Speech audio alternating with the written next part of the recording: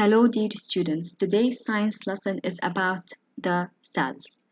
But before we start, I want you please to sit in a quiet place so you can focus well, prepare all your tools, follow my instructions, repeat the video more than once, and ask all your questions on the school's platform. The materials that you're going to need are your science worksheet, a pencil, and a copybook.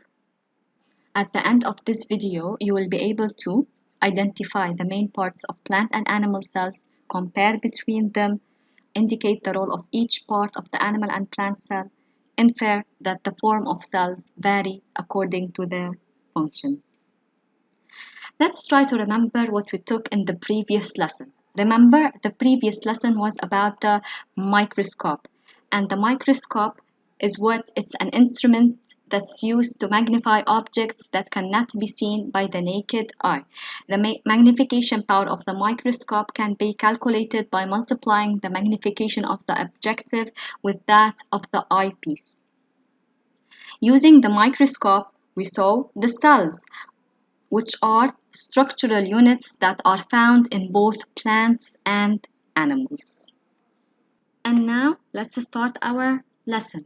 All living things like people, lions, chicks, and also plants are made up of cells. But do you think animal cells are the same as plant cells?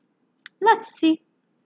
This is an animal cell and this is a plant cell. Both plant and animal cells are made up of parts called organelles. As you can see, there are many common organelles between plant and animal cells, but there are many different too. At first, we're going to talk about the common organelles between plant and animal cells.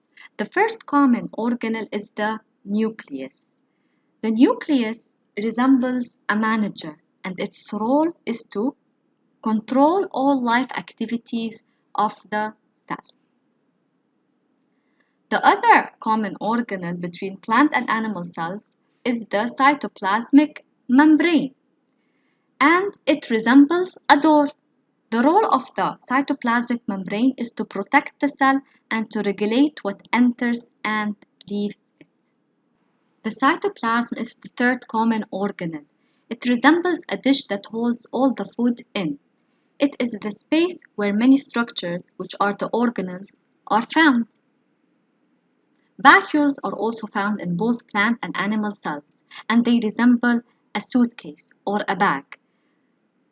Inside these vacuoles, water, food, wastes, and other materials are stored.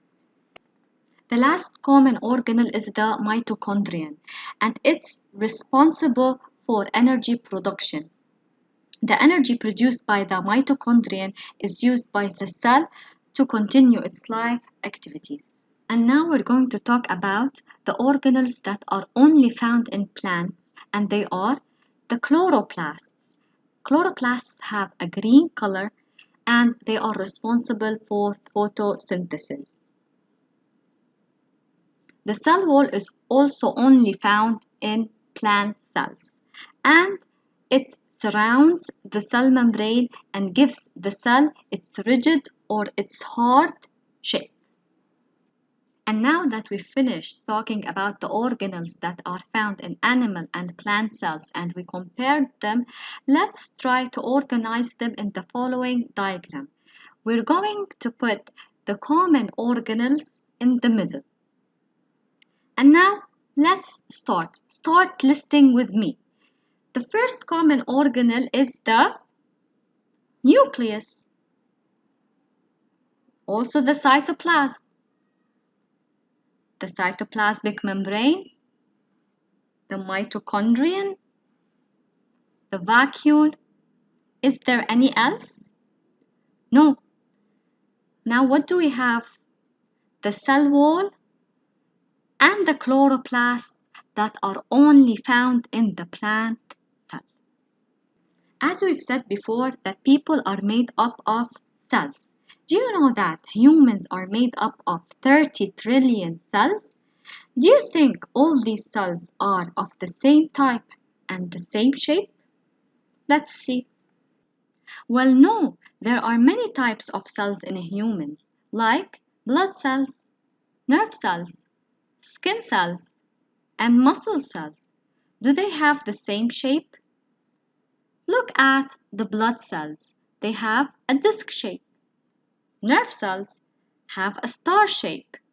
Skin cells have a flat shape, while muscle cells they have an elongated shape.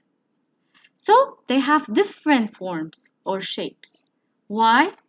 Because they have different functions. So, as a conclusion, we can say that the forms of cells change according to what? According to their functions. Now, as a homework, I want you to copy the terms cytoplasm, cell wall, mitochondrion, nucleus, chloroplasts, vacuoles, cytoplasmic membrane 5 times on your copybook. Then solve worksheet 1 using a pencil. Then correct it referring to the answer key. Study number 3, the table in your science worksheet 1.